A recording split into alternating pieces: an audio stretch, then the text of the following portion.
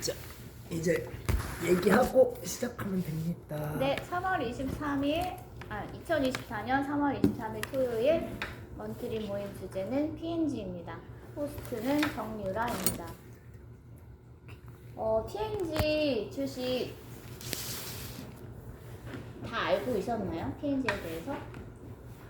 아니요, 저는 처음 들어본 주식이었는데 나도 제가 아는 브랜드, 그러니까 그 제품들을 많이 네. 알더라고요. 헤어 제품은 네. 있었어. 네, 그러면 저는 P&G를 초창기 때 제가 이제 산업별로 이렇게 쫙 이렇게 리스트업 시켜놓고 맨전 세트별로 다 구매를 좀 해보아야 되겠다 우량주는 그렇게 초창기 때 그렇게 포트폴리오를 짠 적이 있어요. 그래서 P&G가 있었는데 정작 저는 P&G를 가지고 있지는 않습니다. 근데 왜 이 주제를 선택을 했냐면 그때 당시에 정말 어쩔 수 없이 P&G를 내려놓은 거였었거든요. 왜냐면 제가 코카콜라 할래, P&G 할래 하다가 고배당주인 코카콜라에서 P&G가 밀려났기 때문에 P&G를 선택하지 않고 막 가슴 속에서 P&G 좋은 기업인데 라는 기억만 가지고 이 기업을 그래도 다시 한번 버리지 않고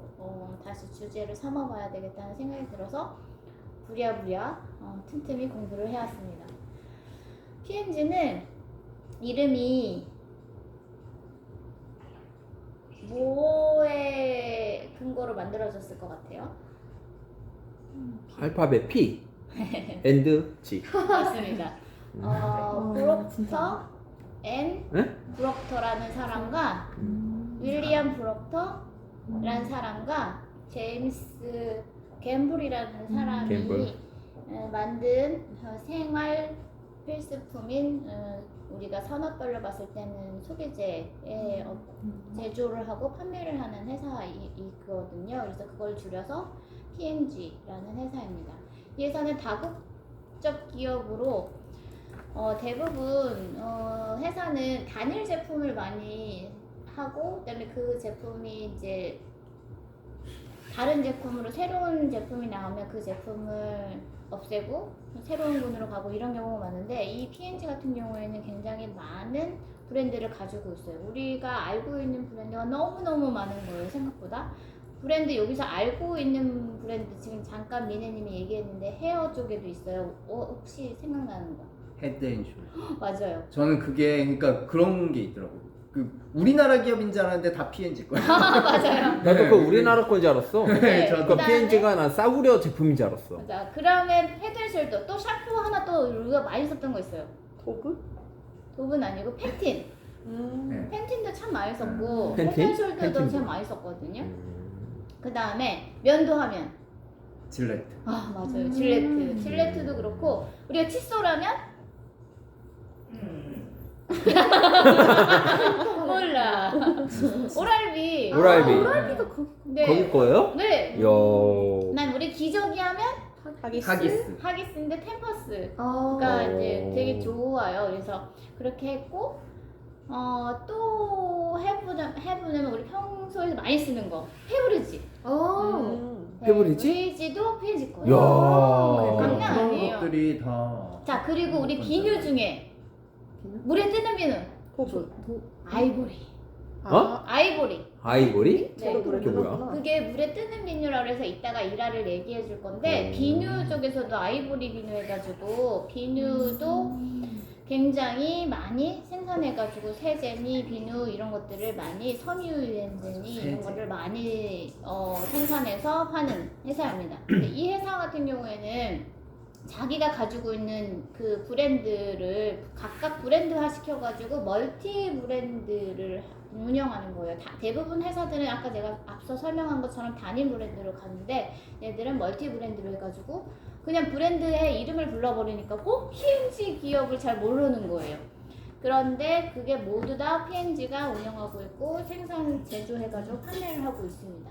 이 회사 같은 경우에는 지금으로 따지면 약 180년이 넘은 전통적인 회사입니다. 대단하네. 1837년에 설립을 했는데요. 이 두 사람은 사람은 누구라 그랬죠, 예은님?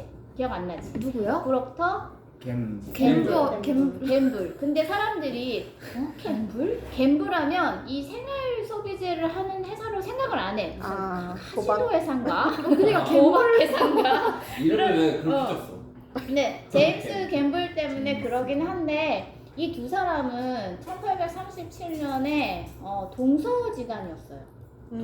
동서지간이어가지고 한 사람은 영국 사람, 한 사람은 아일랜드 사람이었고, 그다음에 프록터는 양초를 제조해서 만드는 사람이었고, 갬블은 뭘 만들었을까요? 비누. 비누? 네. 아이보리? 아이보리는 나중에 만들게 되고요.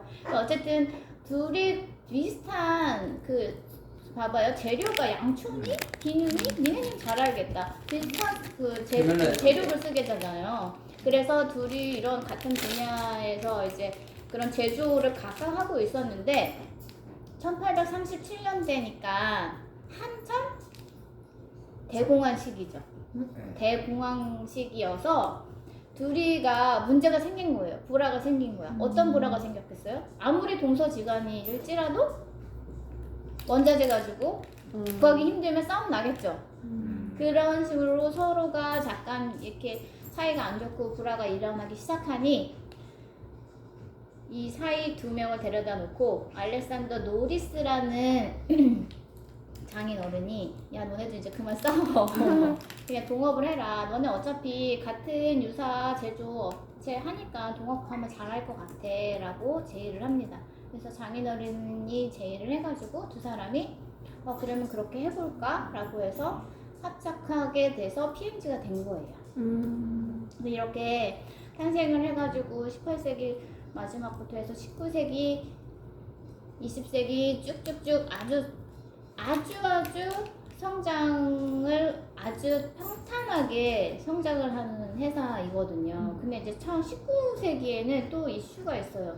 1959년에 무슨 전쟁이 유명하죠? 59? 1959. 1959. 남북전쟁. 미국에는 남북전쟁 때문에 네, 네. 한참 난리였었어요. 그래가지고 그때 이 두 사람이 군사 계약을 하게 돼요. 양초와 비누는 우리 거를 써라. 그래서 계약을 따내요. 그러면 얼마나 장사가 잘 되겠어요. 얘네들 거를 하게 되니까. 그래가지고 계속 번창을 하게 돼서 이 시기에 100만 불까지 매출을 올리게 돼요. 직원은 한 80명 정도 되고요. 그때 당시에. 그래서 이렇게 서로 동업을 하면서 분위기 좋게 잘 가고 있었습니다. 이제 분위기 나빠지나요? 아니요. 이제는 아까 얘기한 그 비누 얘기가 나와요. 1880년대 그 아이보리라는 비누를 만들게 되는데 이거는 일화가 있거든요. 혹시 일화 아까 다 모르는 것 같은데 아이보리 이름을 못 대는 거 보니까 일화는 제가 그냥 말씀을 드릴게요. 한 직원이 그 비누를 생산을 하려면 기계를 돌려서 뭐 가열을 하고 뭐 이렇게 건조를 해가지고 비누가 생산이 되잖아요. 근데 실수로 기계를 꺼놓고 퇴근을 해버린 거예요. 그래가지고 이 비누가 너무 많이 가열이 돼가지고 비누가 밀도가 높아버리게 된 거예요. 그래가지고 브록터가 야, 이 정신없는 XS야 똑바로 일을 해라 이렇게 하지 않고 그럴 수도 있지 어떻게 이거를 해결해 갈까? 라고 생각을 했대요. 그래가지고 어떻게 모면할 수 있을까 고민 끝에 그러면 그냥 이거 비누를 그냥 다 같이 이 재료를 다 버리지 말고 한번 건조를 다시 해서 다시 다른 방식으로 연구를 해보자 했는데 밀도가 높으니까 비누가 물에 뜨는 거예요. 그래서 그러면 이렇게 좋은 역발상을 생각한 끝에 이 비누를 지금 현재 그때 당시에는 비누를 크게 만들어 가지고 이렇게 잘라서 팔았대요. 지금도 간혹 보면 러쉬 같은 경우에도 이렇게 잘라서 파는 데도 있는데 그때도 큰 비누를 이렇게 조각조각 잘라서 팔고 했었대요. 근데 더군다나 그때 당시에는 목욕탕이 있었겠어요. 지금처럼 목욕탕이 없으니까 잔잔한 강에서 목욕을 하곤 했는데 그럼 비누가 뜨면 건지기가 쉽잖아요. 건져내기가. 그러니까 아 이거는 장사 되겠다라고 생각을 한 거예요. 비누가 대부분 한 강에서 목욕을 하다 보면 이렇게 떠내려가니까 못 찾고 그런 어려움이 있었는데 이런 실수로 역발상이 굉장히 큰 매출을 올리게 돼요. 더군다나 이 사람이 그냥 비누에 뜨는 비누라는 그 광고를 하는 거 플러스 포장까지 하게 팔기 시작한 거예요. 그래서 어마무시하게 뭐 아이보리 비누 하면 아이들 목욕 욕조에다가 비누를 놓고 이렇게 띄우면서 아이들 목욕 시킨다 뭐 이런 얘기도 참 많았었거든요. 그래서 아이보리 비누가 이렇게 상하이 색깔이래요. 그런 색깔의 상하이? 비누 아이보리가 아니고? 그러니까 상하이 색깔이 상하이 색깔이 뭐예요? 상하 색깔. 상어. 뼈색이라는 거 뼈. 그게 아이보리 색이지 뭐. 아이보리색. 비슷하죠. 비슷한 색이죠. 그래서 그거를 이제 포장해서 굉장히 많이 판매를 했고 그때 당시 저는 이 비누를 되게 많이 좋아했어요. 왜냐면 애기 향 같은 게 났었어요. 비누가. 그래가지고 이 비누 지금도 나오겠죠? 잘은 안 보이긴 하지만 어쨌든 그 비누는 있었대요. 그래가지고 어쨌든 아이보리라는 비누가 이렇게 탄생을 하게 됐는데 이 일화는 정말 그럴싸하지만 이거는 그냥 만들어낸 이야기일 수도 있다라는 그런 갑론을박이 굉장히 많다고는 합니다. 하지만 어쨌든 좋은 일화로 사람들한테 다 일에 오르고 내리고 하는 부분이라고 합니다. 1880년대는 이렇게 지냈고요.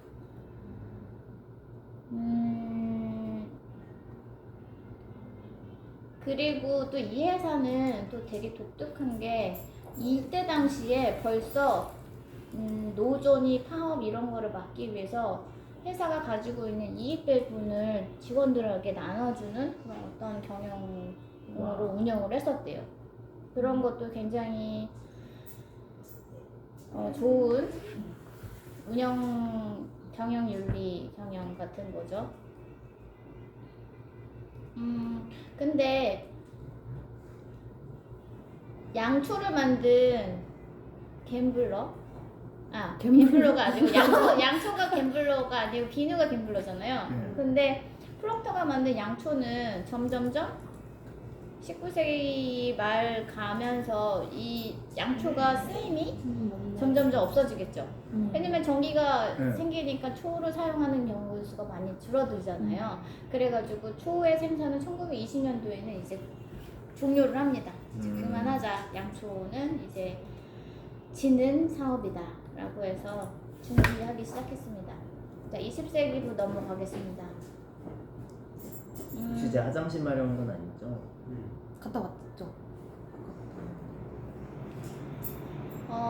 지금 이 P&G는 미국의 오하이오주의 신시내티라는 그 지역에서 본사가 있거든요. 근데 굉장히 세계적으로 많이 분포되어 있어요. 그래서 여기서 제가 찾은 자료에는 북한이랑 쿠바만 빼놓고는 다 지금 모든 사람들이 사용하고 있고 굉장히 많은 곳에 뭐 필리핀, 일본 뭐 등등에도 다 공장이 있다고 하더라고요. 그래서 굉장히 많이 성장했고 지금은 직원이 11만 명이 넘는데요.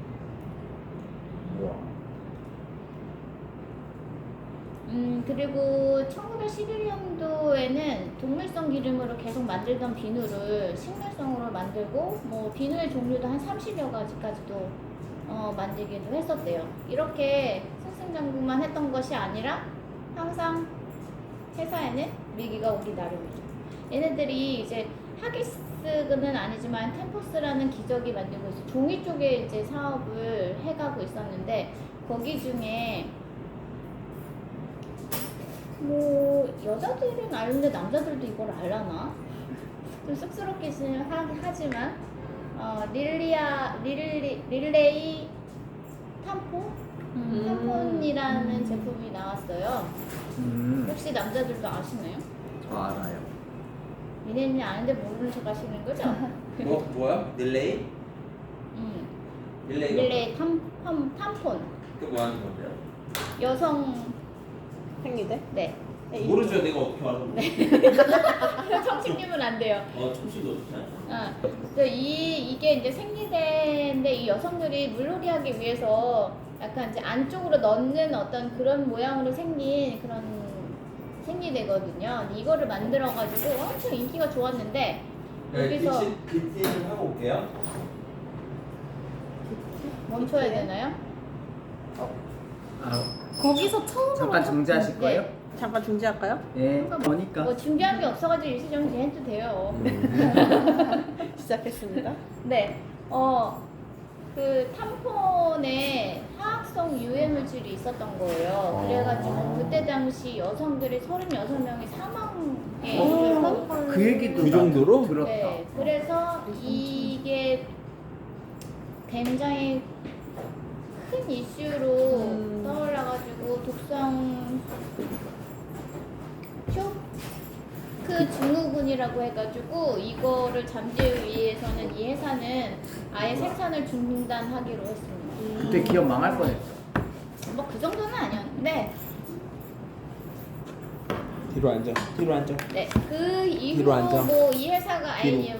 나는 이쪽 분야를 뒤로. 아예 안 해라고 생각을 하지 않고 83년에 다시 생리대를 만들기 시작을 해요. 근데 오레이즈라는 제품은 저는 안 써봤다 생각했는데 86년에 아시아에는 위스퍼라고 엄청나게 여자들한테 인기 있던 생리대를 만들어요. 그래서 뭐 생리대에 날개가 달렸다 해가지고 뭐 새지 않는 생리대 흡수력이 뛰어난 어떻게 해가지고 이게 대부분 여성들에서는 안 쓰는 여자가 없을 만큼 근데 이제 그게 또 흡수력이 너무 심해가지고 또 문제가 또 생긴다고 여성 자궁에 문제가 있다 뭐 이런 얘기도 있었지만 그래도 큰 문제 사건은 없이 잘 넘어가서 판매는 잘 되고 있었다고 합니다. 근데 이름도 올레이즈랑 저는 위스퍼가 다른 건지 알았더니 아시아의 주권만 그 올레이즈라는 생리대 이름을 위스퍼라고 쓴 거래요. 같은 제품이라고 하더라고요. 위스퍼? 그거 유명하잖아. 네.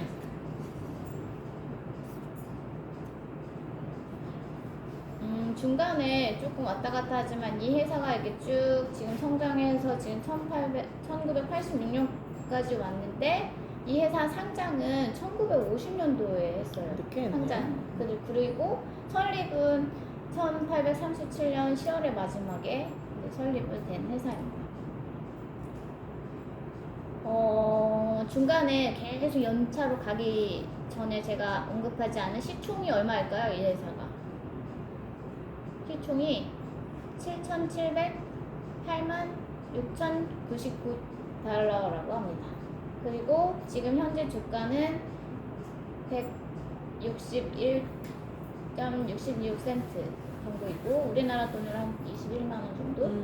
그리고 연 4번 배당을 주는데 1, 4, 7, 10의 배당일이고요. 지금 연 수익률은 2.3? 배당 수익률이 2.3 정도 되고 그다음에 연배당은 3.73 정도 배당을 받을 수 있는 주식입니다. 우리가 제일 잘 알고 여기서 잘 먹고 있는 프링글스는 가지고 있다가 팔았어요. 어디다 팔았게? 프링글스? 코카콜라? 아니요. 펩시? 아니요. 그럼요. 켈로그. 켈로그에다 팔았습니다. 켈로그.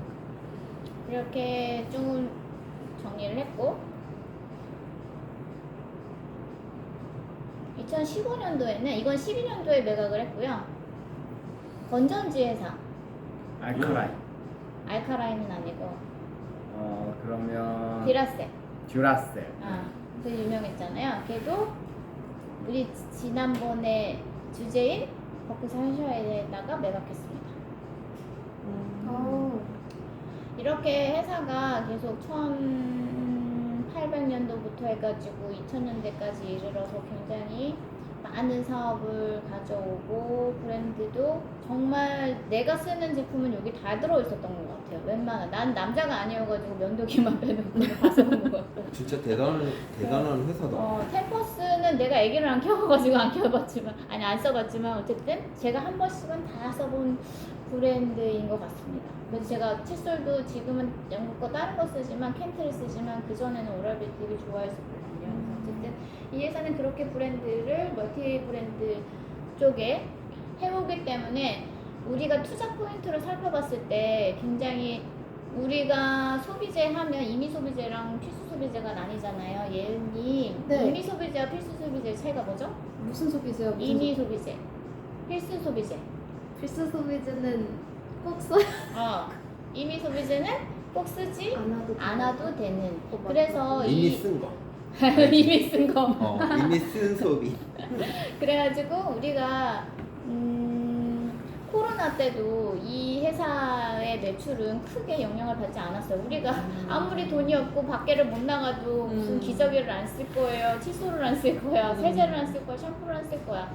어쨌든 우리가 쓸 수밖에 없는 필수 소비재를 아주 멀티로 운영하기 때문에 이쪽 분야에서 문제가 생겨도 내가 샴푸 쪽에 문제가 생겨도 기저귀를 아주 잘 팔면 되는 거고 뭐 이런 식으로 굉장히 큰 메리트를 가지고 있기 때문에 이 주식은 안정적으로 굉장히 성장하고 있는 주식이다. 근데 단 아주 눈에 띄게 성장하진 않았지만 곡선상으로 봤을 때 굉장히 많은 세월 동안에도 꼬꾸라지지 않고 그래서 아주 산산하게 그래프가 올라가고 있는 회사입니다. 이 회사는 지금 우리나라에서도 P&G가 있어요. 그래서 한국 P&G는 1993년도에 처음 설립을 해서 이제 시작을 하게 됐는데 이 회사가 굉장히 검색을 하다 보니까 얘기가 되게 많더라고요. 왜냐면 이 P&G가 윤리 경영이 대단해요. 어떤 게 정말 배울만 하냐면 이 회사는 뭐 외국 계열 회사 하면 수평 구조라고 많이 얘기를 하잖아요. 근데 수평 구조임에도 불구하고 안에서는 호칭을 예은님, 네. 미래님 이렇게 부른대요. 그 위상사부 아래상사의 그 계급, 직급과 직책은 다를지라도 이름에 대한 부분은 그렇게 이름을 부르게 되어 있고, 그다음에 이 회사는 한국에서 되게 신규 직원, 신입들한테 연봉이 제일 높은 회사로 유명해요. 신입이 연봉이 얼마로 시작하는 줄 알아요? 4,700으로 시작한대요. 와.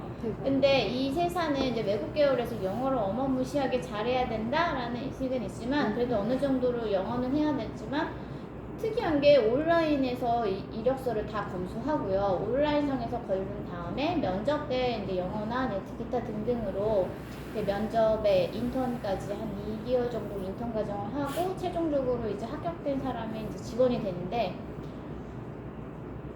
너무 이 회사도 저도 이제 본받고 싶어가지고 이 회사의 HR은 어떻게 운영되고 있는 거야? 라고 좀 더 많이 조사를 해봤더니 지금 현재 우리나라의 이지영 그 대표가 지금 대표가 돼서 하고 있는데 평직원에서 아주 말단 직원 2000년도에 입사를 해서 지금 현재 대표가 됐어요. 23년 만에 대표직을 달았는데 이렇게 평직원을 말단 직원이 내가 정말 성과를 하고 승진을 해서 대표가 될 수 있다라는 이 회사의 그런 비전을 가지고 모든 직원이 움직이고요. 그다음에 직장을 이제 입사를 하게 되면 인턴 때부터 뭐 예를 들면 이지영 그 인터뷰를 보니까 이렇게 얘기를 했었대요. 그 처음에 이틀째 되는 날 연간 올해 한 1년의 예산을 다 정리해봐.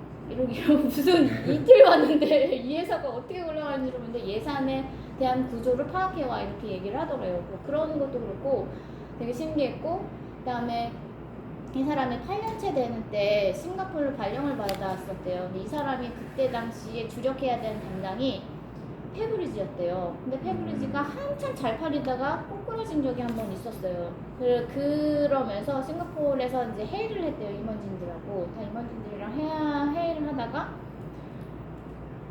지영님 어떻게 이 위기를 극복할 수 있을 거라고 생각하는 그 아이디어를 한번 내보세요 라고 회의를 했는데 갑자기 냅다 질렀대요. 1밀리언 달러를 주면 내가 입국해보겠다 이렇게 했대요. 근데 갑자기 그래 그럼 줄게 회복해봐 그랬다는 거예요. 1밀리언 달러는 우리나라 돈으로 11억 정도 되거든요. 그 돈을 받고 이 사람은 매출을 2배 정도 올렸대요. 그래서 그런 식으로 어떤 이렇게 가능성이 있는 여자가 결국은 대표가 되기는 했지만 그 회사가 그 직원들 그 10년도 안 된 그 직원한테 그렇게 큰 어떤 경험과 실패에 대한 부분을 처음부터 기죽이지 않고 그렇게 기회를 준다는 게 참 나는 참 대단한 회사다라는 생각이 좀 들었고, 그 입사를 할 때 이 회사에서 보는 5가지 사람 유형이 있대요. 와서는 뭐뭐뭐뭐 이 사람에 대해서 면접 시험도 그렇게 보고요. 모든 성과의 평가 기준이 이 5가지로 이루어진대. 한번 생각해 볼래요? 뭐 있을 것 같아요? 뭘 볼 것 같아요? 제일 중요하다고 생각하는 게? 평가 기준. 성실성. 리더십. 또 뭐 있을까요? 커뮤니케이션 능력? 동료. 아니요. 체력. 아, 미래님 알면서 대답 안 하고 있다. 내가 어떻게 알아요? 혁신성. 그 다음에 생산성. 그 다음에 또 뭐 나올 것 같아요? 생산, 혁신, 창의력. 창의력. 마지막은 협동성. 이 너무 다 기본인 거잖아. 기본인데도 그 안에서 일을 할 때 굉장히 이 5가지에 계속 미션을 주고 그거를 판단을 하게 되기 때문에 결국은 떨어져 나갈 사람들은 미리 떨어져 나가고 이 5가지를 모든 시험과 평가 기준이 이루어진다고 합니다. 그래서 되게 또 나는 또 이상한 그냥 조직 문화라고 처음에는 생각했는데 어떤 문화가 있었냐면 출퇴근 시간이 자율제인 거예요. 그래서 재택을 해도 되고 그러니까 재택을 해서 안 나와서 재택을 내가 마음대로 할 수도 있고 뭐 9시에 와서 뭐 4시에 가도 되고 아무도 출퇴근 카드를 찍지 않는데요. 그래서 누가 몇 시에 왔다가 퇴근하는지는 모르지만 그 사람이 가지고 있는 역할의 성과는 정확하게 제출을 해야 되는, 그게 정말 그 미국스러운 그런 거거든요. 근데 진짜 나는 출퇴근 카드를 안 찍는 것도 너무 깜짝 놀랐지만, 근데 이 다른 인터뷰를 봤었어요. 거기에 입사하다가 퇴사한 사람의 얘기를 들었는데 의외로 그게 워라밸일 것 같았는데 워라밸이지 못했다라는 평가를 하더라고요. 그래서 그 인터뷰의 주 이유는 왜 워라밸이 아니었냐라는 이유는 너무 자유를 줬지만 내가 내 파트의 주인이다 보니까 퇴근을 못한대요. 내가 이 성과를 내야지만 된다는 욕심이 계속 생기고, 정말 일에 대해서는 완벽하게 처리하고 뭐 욕심도 나고 하지만 진짜 나의 생활은 피폐했다. 뭐 이렇게 인터뷰를 하더라고요. 그럴 것 같아. 그래서 어쨌든 그 P&G 한국 기업이 이런 조직 문화와 이렇게 운영되고 있는 거를 저도 보면서 조금 본받을 점, 본받지 않은 그런 상호 보완해야 될 점을 좀 이참에 알게 된 기회가 되었습니다. P&G는 이렇게 대단한 회사인데 윤리 경영 중에도 한 가지 더 얘기해주고 싶었던 거는 그 사람들이 어떤 윤리 경영을 했냐면 내일 아침에 뉴욕타임즈 기사의 일면에 실리더라도 한 점 부끄러움이 없어야 된다라는 게 윤리 경영이래요. 그래서 이 신뢰가 나왔는데 그 사례로 얘네들이 워낙에 제품이 많으니까 여기저기 나라로 수출이 될 거잖아요. 근데 서부 아프리카 지역에 통관에 대한 이슈가 있었대요. 그 통관은 그런 개발도상국 같은 경우에는 통관할 때 말도 안 되게 돈을 요구하는 경우가 많아요. 그래서 그 돈을 줘야지만 통과를 시켜. 그러니까 대놓고 불법인 거예요. 대놓고 돈 내면 내가 통과시켜주고 돈 안 내면 통과 안 해. 이런 게 있거든요. 뇌물. 네, 뇌물이죠. 저도 옛날에 콜롬비아 때 사업할 때 100개 제품을 들고 갔는데 안 내보내주는 거예요. 그 새벽에 도착했는데 한 4시간 묶여 있었거든요. 근데 결국은 돈을 내고 가라 그러는데 정말 그때 당시에는 저도 뭣도 모르고 돈을 안 내고 이거 뭐지?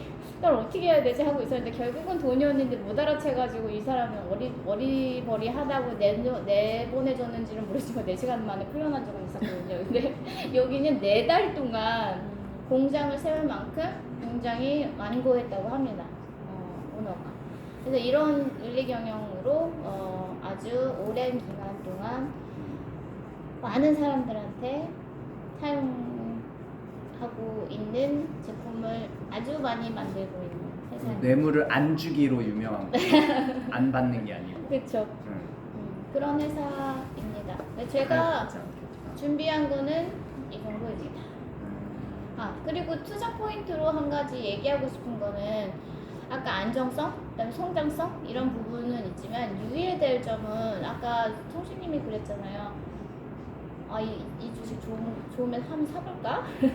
생각했는데 큰 이슈라고 우리가 유의해야 될 점으로는 유사 경쟁 업체, 네. 그다음에 유니레버 아까 얘기했던 그 얘기 회사도 있었고, 그다음에 우리나라 같은 경우는 LG생활건강 많이 비교하거든요. 근데 그렇지만 그런 회사가 뭐 아직 P&G만큼 견줄 수 없는 사업 파트를 저는 가지고 있다 생각하고, 그다음에 그 P&G 같은 경우에는 단시간에 그런 경쟁 업체들한테 위협을 느낄지라도 굉장히 많은 제품으로 그건 좀 무마시킬 수 있지 않을까라는 생각이 들지만, 그래도 여기저기에 그런 경쟁 업체는 많다라는 게 좀 고민해봐야 될 점 하나고요. 또 유가가 상승하게 되면 이런 필요 소비재를 만드는 거는 다 뭐 예를 들어서 종이니, 그 다음에 플라스틱 병, 얘네들 SK2 화장품도 굉장히 유명해가지고 중국에서는 굉장히 많이 팔리거든요. 중국 사람, 네, 여기 P&G 거예요. 그래가지고 중국의 사람들이 SK2는 미치거든요. 그래가지고 그쪽에서도 되게 많은 매출을 그 일본 거 올리고, 아니었어? 네, 또 일본 거라 그렇게 하는데 스케이트 매출이 높은데 어쨌든 P&G가 이런 유가의 흔들림에 뭐 거기에 사용되는 무슨 플라스틱 병이니 종이니 이런 것들이 약간 단가가 높아질지라도 어쨌든 사람들은 단가가 올라가도 어쩔 수 없이 사야 되는 물건이기 때문에 그 사랑은 변치 않을 것 같다라는 생각이 들고요. 그다음에 필수 소비재는 지금 AI 시대에 약간은 조금 올드한 회사, 약간 변화가 많이 없는 회사이지만 안정성으로는 최고인 회사라고 저는 판단됩니다. 네, 여기까지입니다. 네. 핸드폰을 주세요. 네. 정지할까요? 여기요. 명품 같은 거 투자해서 묶어두기엔 좋은